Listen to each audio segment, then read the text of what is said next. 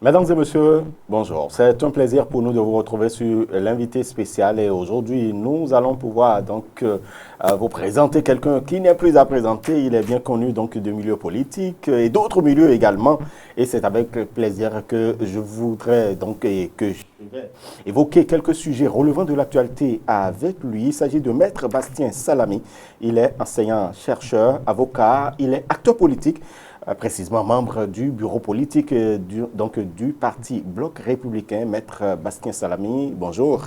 Bonjour, cher ami. Comment vous allez? Ça va très bien. Merci pour la disponibilité. Je vous en prie, c'est toujours un plaisir renouvelé. En tout cas, c'est un plaisir de vous retrouver, Maître Bastien Salami. Déjà, votre parti politique, depuis quelque temps, s'illustre dans une certaine posture de désignation de candidats. Vous êtes très actif au niveau du parti, de ce parti de la mouvance présidentielle. Il y a quelques heures, vous avez désigné la colistière de Romuald Wadani, qui a été désignée d'ailleurs le 31 août dernier. Mariam Chabi Talata a été désignée par votre parti politique. Pourquoi ce choix? Je dirais, pourquoi pas ce choix? Quel serait l'idéal choix? Puisque Mme Talata a fait preuve de compétences, d'humanité et de sens élevé de responsabilité dans les fonctions qui étaient la sienne lors de ce mandat qui finit. Je ne vois pas pourquoi est-ce que quelqu'un qui a bien fait, on l'empêcherait de continuer, sauf si cette personne même manifeste le désir de ne pas continuer. On aurait pu peut-être choisir quelqu'un qui se trouverait dans votre parti politique.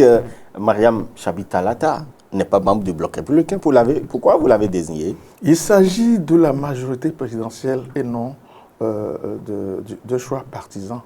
C'est la majorité présidentielle. Et la majorité présidentielle est composée de plusieurs partis. On ne peut pas faire une composition qui dirait tel parti désigne le président de la République, tel autre parti désigne son duo. Ça n'a pas de sens. En revanche, ce qui est possible, c'est que les deux partis de la majorité peuvent s'entendre sur un nom, sur une personnalité qui a les qualités requises pour pouvoir occuper cette fonction. J'allais dire, si le président Talon remplissait les conditions aujourd'hui, est-ce qu'on le changerait? On ne va pas le changer. On ne va pas le changer. La loi, telle que vous venez de me présenter, je suis juriste. Exactement. Et je suis praticien de droit. Dans mon fort intérieur, même si on pouvait me donner la possibilité de dire le prochain candidat, je dirais toujours Patrice Talon. Pourquoi? Parce que Patrice Talon, tout ce qu'on a fait aujourd'hui est l'œuvre de quelqu'un. À tout seigneur, tout honneur. Il ne faut pas être ingrat ni amnésique. C'est vrai, il n'est pas encore parti. Mais ce qu'il a fait en 10 ans nous ramène, nous ragaillardit, parce que moi je me souviens des débuts. Des débuts de la rupture. Nous avons été très peu à croire. Et nous avons été très peu à s'engager très tôt pour pouvoir accompagner la rupture dans les réformes qu'on avait entreprises, ce qui était très dur d'ailleurs, puisqu'il fallait ne pas avoir le souci de l'impopularité. Moi, je me souviens, sur une chaîne concurrente en 2017, lorsque je parlais de l'ancêtre de ce que c'est que la criette aujourd'hui. C'était embryonnaire devant le tribunal de Cotonou. Le ministre, actuellement, il est le président de la Cour constitutionnelle. D'accord. Monsieur Dorothée Sousa. Sousa. Lorsqu'il avait mis en place un pôle financier pour pouvoir contrôler la corruption, pour pouvoir lutter contre la corruption, les détournements de données publiques et tout ça, à l'époque, il y avait un juge d'instruction qui était chargé, le deuxième cabinet de Cotonou qui était chargé de ces affaires-là. Et en 2017, je disais justement que nous devons aller plus loin et transformer cet instrument en une cour réelle. C'est comme si je prophétisais. Et ça a été matérialisé. Quelques mois après, cela s'est matérialisé. Et chaque jour, nous essayons de travailler pour rendre encore plus accessible et efficace cette juridiction. Je passe par là pour vous dire en un mot que beaucoup d'efforts ont été déployés depuis 2016 Et le bond qui a été fait, que ce soit sur le plan numérique, sur le plan des infrastructures, sur le plan de l'éducation, sur le plan social pour les élèves, nous avons fait beaucoup de choses. Beaucoup de choses qu'on ne peut pas laisser s'étioler.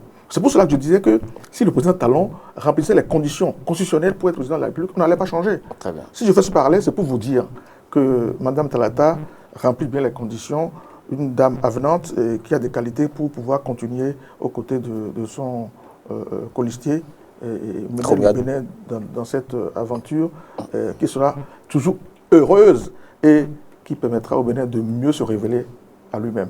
Très bien. En tout cas, vos adversaires politiques pensent que c'est ne pas respecter la réforme du système partisan quand on... par exemple, quand on en arrive à choisir quelqu'un qui ne soit pas de parti politique, notamment Romuald Ouadagne, par exemple, qui n'est pas membre du BR, ni donc de l'UPR, et que maintenant, Mariam Chabi Talata n'est pas membre du Bloc républicain non plus, que l'échec, en fait, ils estiment que c'est l'échec de la réforme du système partisan. Qu'en dites-vous? Je suis désolé parce que c'est une vue de l'esprit. C'est une vue de l'esprit. Je ne vois pas en quoi est-ce que le fait de désigner quelqu'un qui n'est pas encarté un parti, ce que dit la loi, qui c'est qui désigne?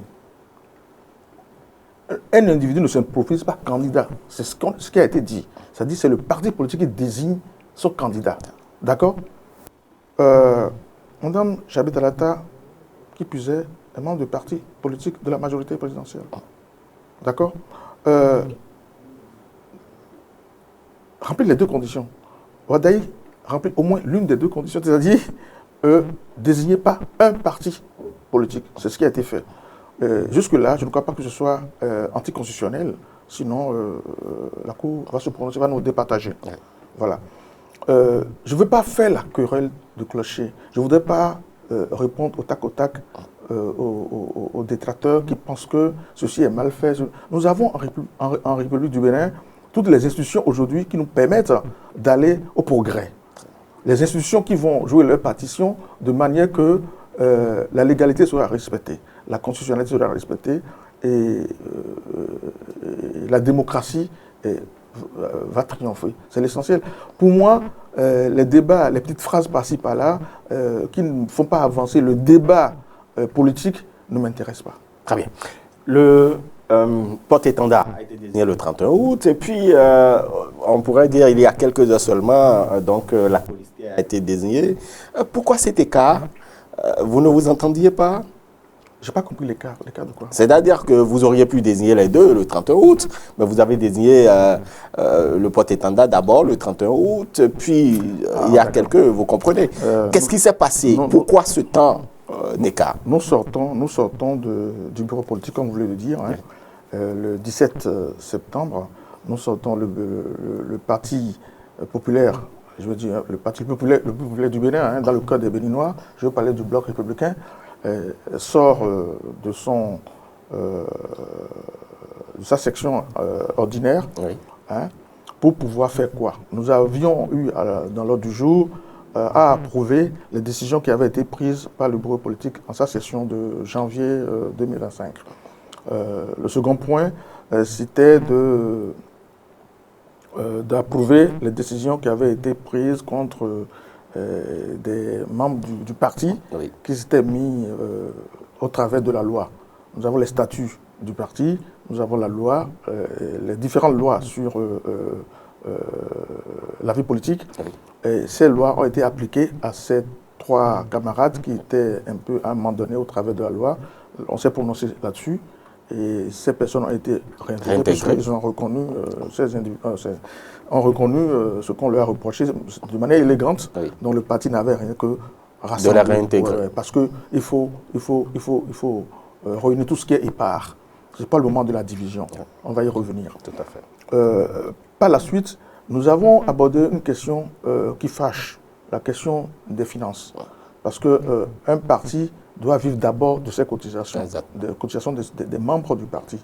Nous avons évoqué ce problème-là et de long en large, nous avons débattu. Grâce d'ailleurs au progrès qui a été fait dans le numérique, aujourd'hui, il est fait de sorte que chaque membre de parti puisse, depuis son fauteuil à la maison, payer sa cotisation. C'est extraordinaire ce qui a été fait jusque-là. Aujourd'hui, bon, on a encouragé le président à galvaniser tous les membres. Je parlais du président Abdoulaye Chane, a essayé de galvaniser la troupe, expliquer les raisons justement des contre-performances qu'on a eues, que ce soit en 2021, 2019, 2023. 2019, c'était mieux. Bon, voilà. Pourquoi est-ce que ça s'est passé comme ça? On a eu notre conclave là-dessus. Les recommandations ont été prises pour que nous évitions des dispersions de voix pour les prochaines élections. Et vous évoquez le dernier point. Tout à fait, la désignation. Qui est pour vous le plus important. En fait, le bureau exécutif national a délégué au bureau, au secrétaire général, au secrétaire exécutif du bureau, le SE-BEN, de pouvoir se prononcer sur la désignation du colistier de Romuald Wardani.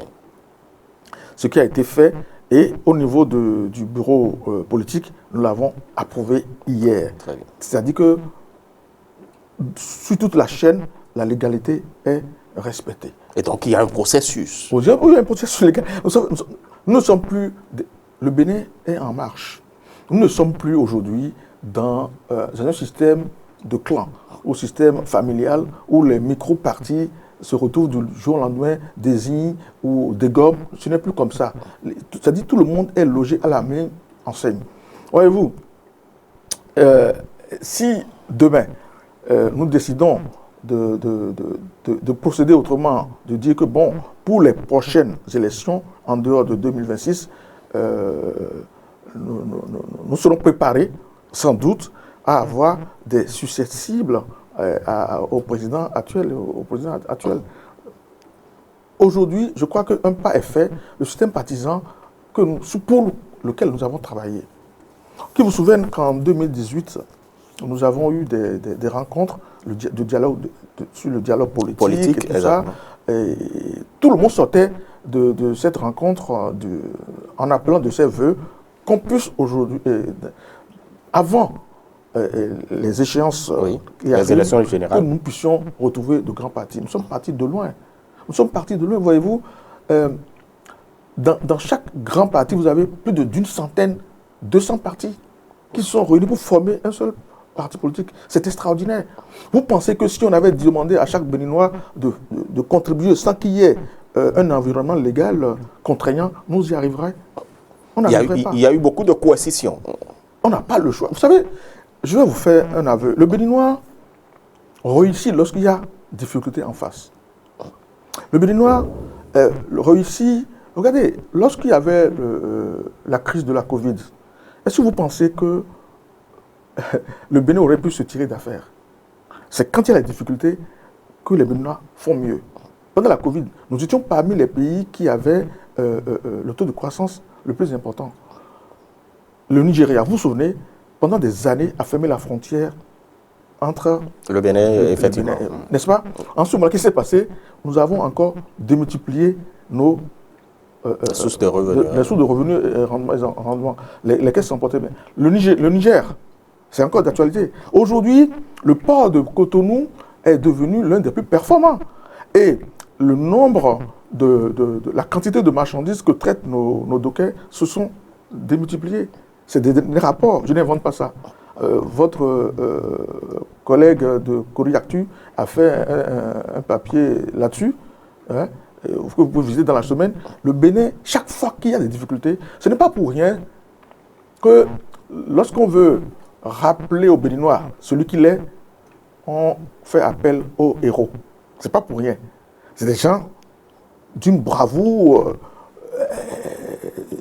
démontrée. Et donc les difficultés étaient nécessaires dans l'application de ces réformes. Chaque fois que vous mettez le Béninois devant une difficulté, c'est là qu'il sort. Vous savez, pourquoi est-ce que pendant longtemps, lorsqu'on passe des armées au Bénin, le Béninois, le Dahomey à l'époque, on estimait qu'il était toujours calé. C'est pas ça, à chaque fois, les épreuves qu'on proposait aux Béninois, c'était toujours au-dessus de la moyenne. Et quand vous réussissez au Bénin, quand vous allez à l'étranger, vous êtes que ce soit au Sénégal, à l'époque que ce soit en Côte d'Ivoire, et les Béninois se sont illustrés. Et donc, en un mot, il fallait la coercition. Écoutez, il y a un magistrat qui m'a dit, Oui. si vous voulez que le Béninois porte le casque, hein, même dans sa voiture, il suffit que, en voulant sanctionner, il faut être très sévère. Si par exemple, le port de casque, qui est obligatoire, hein, venait d'être violé, vous dites à la personne, chaque fois que vous faites ça, vous payez 10 000, 20 000, ça marche. C'est comme ça. Voilà. Et donc, vous avez votre duo aujourd'hui, Robert Douadaye, Mariam Chabitalata. Et donc, tout est fait pour que vous puissiez affronter la présidentielle du 12 avril 2026. Je ne dirais pas que tout est fait, tout n'est pas fait. Aujourd'hui, oui, nous sommes à l'étape de désignation. Il va falloir, oui, après, aller en congrès, investir les candidats. les candidats. Et après cela, Oui. ça va se faire chez nous. Hein. Le BR le fera à Parakou, sa capitale. La capitale de BR, c'est pour quand? Parakou. C'est Le 4 prévu? octobre prochain. Le 4 octobre. Le 4 octobre prochain à Barakou, nous allons nous retrouver et nous allons investir notre duo, hein, notre champion qu'on va envoyer. C'est-à-dire, c'est chaque parti qui investit, c'est ça? Légalement, c'est comme ça. C'est comme ça. Donc, vous le faites et puis l'UPR le fera, la Renaissance nationale ou moi, c'est comme ça? Ou pourquoi les partis ne devraient pas s'entendre pour le faire, pour faire une cérémonie d'investiture des candidats, puisque vous avez les mêmes candidats? Vous me renvoyez à quelque chose de précieux que nous avons eu à faire. Loin des agitations de la vie populaire, Oui. chaque parti se retrouve pour réfléchir en vue de respecter la légalité. Vous n'êtes pas sans savoir que, si vous l'évoquez d'ailleurs, Oui. que nous sommes plusieurs et comment est-ce que nous sommes réunis pour désigner un candidat. Il y a quelque chose que vous ne devez pas occulter. Le parti, Oui. le Bloc républicain, l'Union progressiste, le Renouveau, sont des partis qui ont toujours soutenu le chef de l'État depuis son élection. Oui. Et il y a eu régulièrement des rencontres, hein, d'harmonisation de vues, hein, et de vision sur la politique générale du pays. Dans le cadre des élections en vue, Oui. nous avons été, tout en nous collant au test, nous avons été amenés à signer, à sceller par un accord d'entente Oui. entre le BR et Le PR. l'Union progressiste. D'accord? Et cette entente s'entend concrètement comme ceci. C'est-à-dire, les deux partis qui ont toujours soutenu le chef de l'État depuis l'entame, voulant aller en coalition avec d'autres partis, devraient se retrouver pour pouvoir sceller d'abord cette entente-là qui leur permette d'aller rencontrer ou en tout cas À la tête d'autres partis. Ouvrir les relations à d'autres partis qui souhaitent préserver les acquis de la rupture, notamment le parti FCBE, la Force Corée pour un Bénin émergent, qui est, à l'entendre, un parti de l'opposition, mais dont l'attitude, en tout cas le comportement des responsables, tendent à démontrer que c'est un parti républicain, un parti qui a à cœur la paix, la stabilité dans notre pays et le relèvement du niveau de débat, et non, comme dirait vulgairement, c'est un peu trivial. Est-ce que vous ne croyez pas que ceux qui pensaient que le parti Foscori pour un Bénin émergent, en réalité, n'est pas de l'opposition, est-ce que vous ne pensez pas que ces personnes ont raison aujourd'hui parce qu'ils les estiment que finalement le parti est allé à la mouvance? Je vous dirais quelque chose. Oui. Que le Bénin, un pays grand, pas sur le territoire, ce n'est pas la superficie qui fait la grandeur du pays. c'est un pays grand, un pays digne, où les débats politiques, hein, outre ce qu'on a connu dans les années 60, hein, ce pays s'est révélé comme dirait l'homme orchestre, le chanteur, dit que c'est un pays, c'est un labo pour l'humanité. Voyez-vous, c'est un pays digne. Dans ce sens-là, lorsque vous faites de la politique politicienne, vous ne trouverez jamais de bien ce que fait celui qui a la tête du pays. Entre les guidons. Celui qui a la tête sous le guidon ne fait jamais bien. Mais ce n'est pas parce que vous êtes un parti de l'opposition que quand on dit, quand vous voyez quelque chose qui est fait de bien, vous dites non, ça c'est bien. Vous savez, vous pouvez avoir un comportement républicain tout en étant dans l'opposition. Vous pouvez être opposé, surtout. Ne pensez pas que le BR et l'Union progressiste partagent forcément à 100% les visions. Il y a des choses sur lesquelles vous ne vous entendez pas. C'est ce qui fait qu'on continue des partis différents. Sinon, vous savez, même deux jumeaux, même des jumelles, ont leur entité, d'accord, avec leur personnalité, leur ressenti, tout ça, d'accord. Ok. Ceci dit, ce n'est pas parce que vous êtes dans l'opposition que vous devez faire partie de ceux qui cherchent à brûler le pays. Je me souviens encore, je vous ai reçu sur votre plateau, oui. Vous étiez ailleurs à l'époque, où on a vu des choses dans ce pays-là. Mais à quel moment, oui, Maître Bastien Salami, la FCBE, oui, qui, parti de l'opposition, hein, s'est révélé comme un parti destructeur. Bon, quand vous prenez le parti FCBE, par exemple, pour certains observateurs, ils pensent que quand même, cet accord avec le parti FCBE, qu'est-ce que cela traduit? Quelle est la conséquence? C'est-à-dire, quelle est la conséquence de cet accord que vous avez avec le parti FCBE? Pour ceux qui ne le savent peut-être pas. Pour ce qui s'est passé. Oui. D'abord, j'ai parlé de l'entente qu'il y a eu entre l'UPR et vous. Oui. Maintenant, nous avons signé. En fait, il faut repartir, il faut remonter un peu à l'origine. Oui.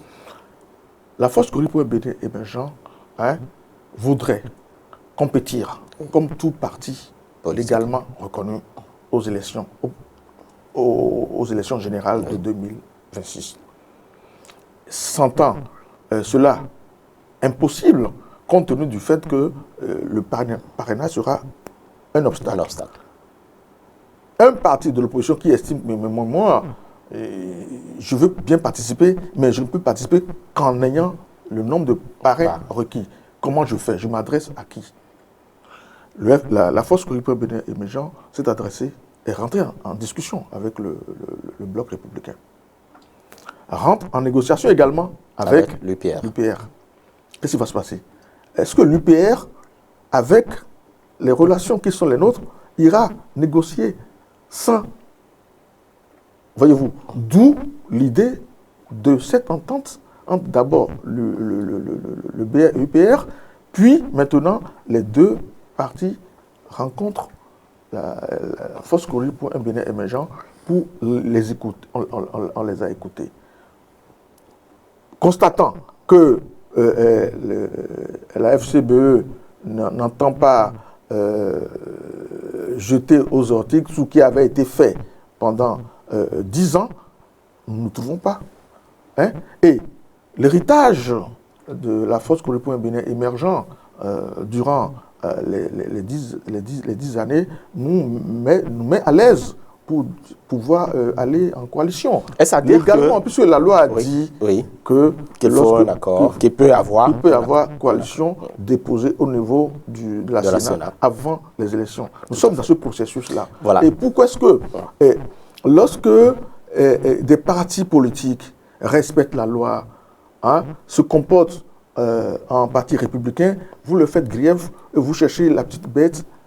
Le Bénin a dépassé ces genres de petites... D'accord. Et qu'est-ce que la force Cori pour un Bénin émergent gagne avec cet accord? C'est-à-dire, vous leur donnez les parrains, c'est ça? Ou quel est le contenu de cet accord? Non seulement FCBE pourrait bénéficier du parrainage des députés et maires de la majorité présidentielle, Oui. mais tout parti qui s'ouvre, d'accord, dans cette perspective, dans cette heureuse vision de faire du Bénin un pays de paix, stable, économiquement enviable et socialement heureux, serait accompagné. Vous savez, la transformation qu'on a commencée, comme je le disais, depuis 2016, les souffrances que nous nous sommes données, les résultats que nous avons acquis, il faut essayer de les consolider. Il faut les consolider et les renforcer. Et moi, j'estime que tous les partis politiques du Bénin qui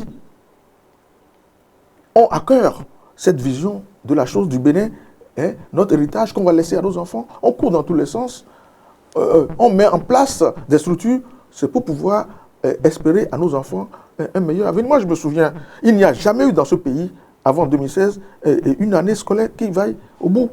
Très bien. On fera le bilan après. Mais le bilan est là. Oui, le bilan est là. C'est sur ce bilan-là, oui, c'est sur ce bilan que nous devons inviter nos compatriotes à faire preuve de sagesse, d'intelligence, de dignité, telle que nous connaissons le Bénin, oui, hein, pour pouvoir accompagner ce que nous sommes en train de vivre aujourd'hui. Très bien.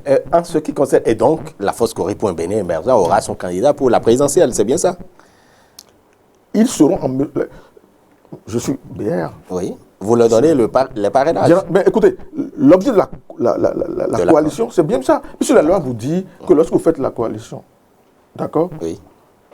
À l'origine, les partis, les députés, les maires ne peuvent parrainer que les candidats issus de leur parti. Bien. La même loi dit, je crois que c'est ça doit être 146 nouveaux.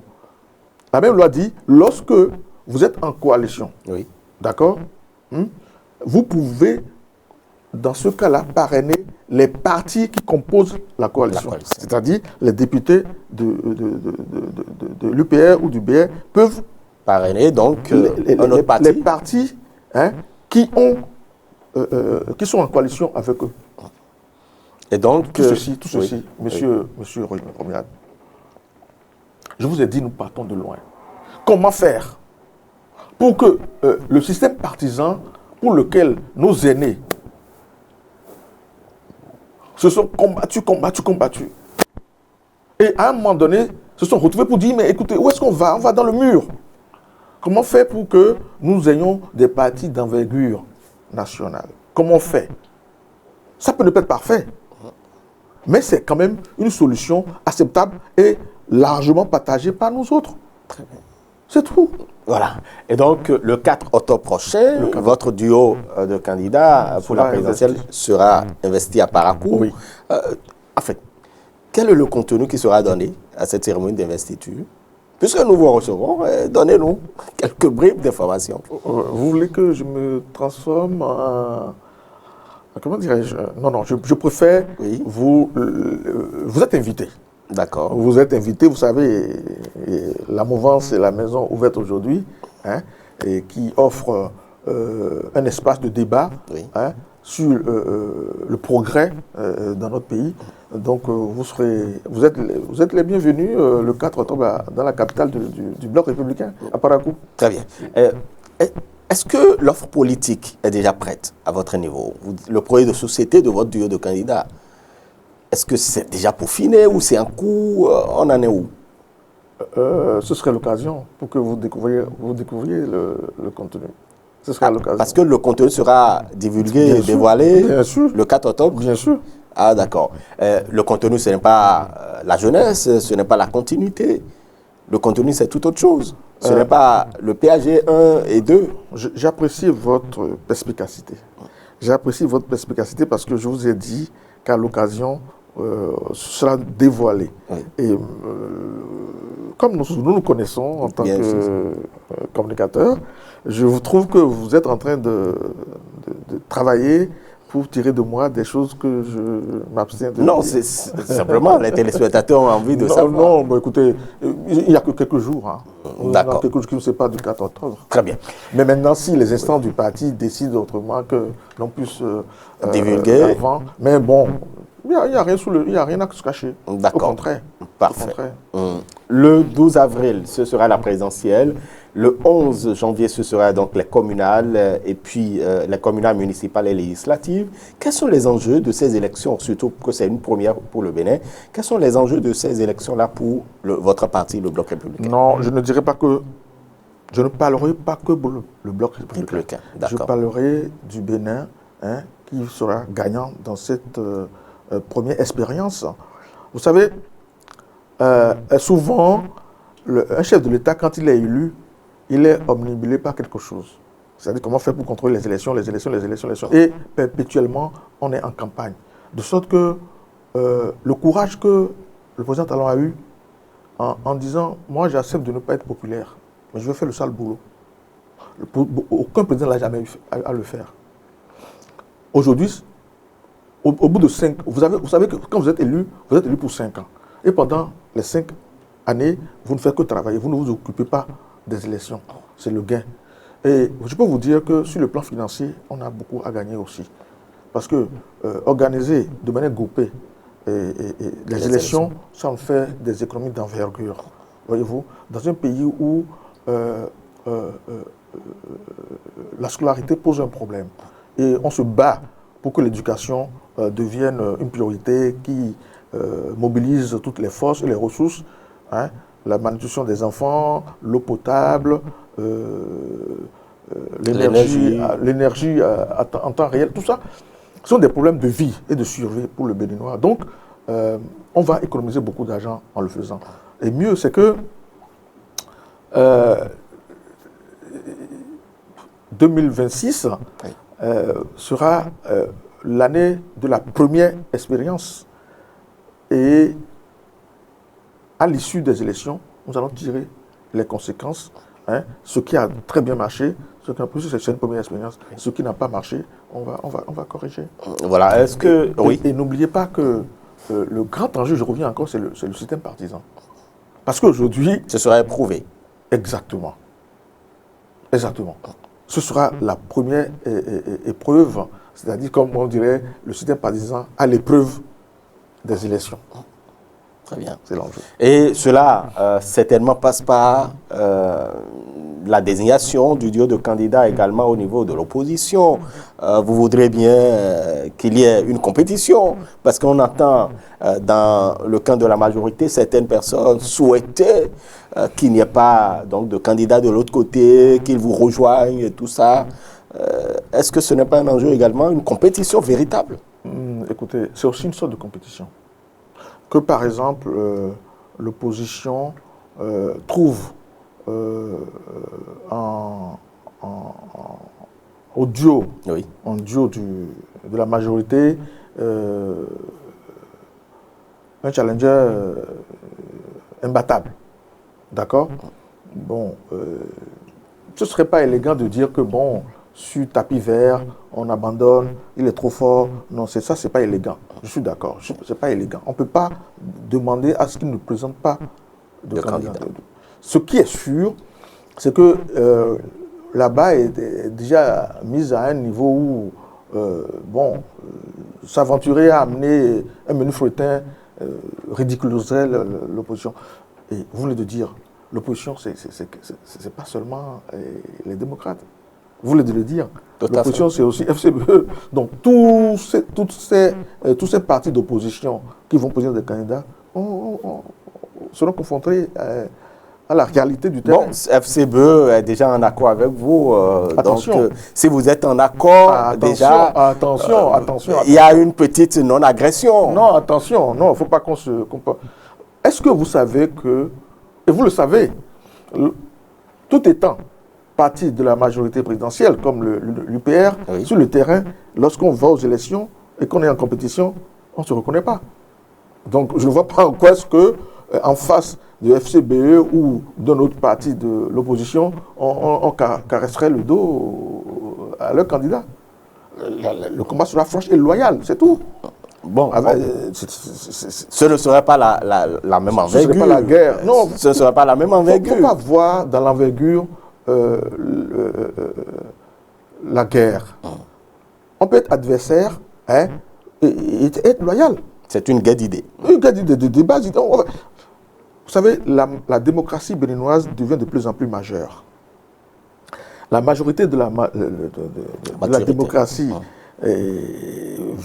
à travers la manifestation de cette maturité, moi, m'amène à dire que 2026, le Bénin va étonner.